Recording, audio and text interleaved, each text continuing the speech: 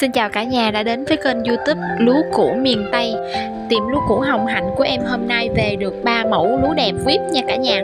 3 mẫu này là 3 mẫu khác nhau, nhưng mà cái chất lượng sản phẩm đều là hàng đẹp như nhau.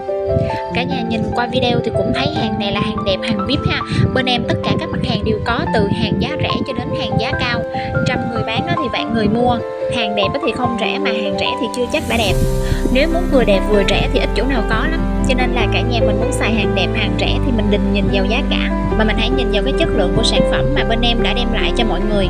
Bên em thì có đầy đủ tất cả các sản phẩm để phục vụ theo nhu cầu sử dụng của cả nhà. Anh chị mình muốn xài hàng đẹp, hàng bền thì mình lấy hàng cao mắc tiền.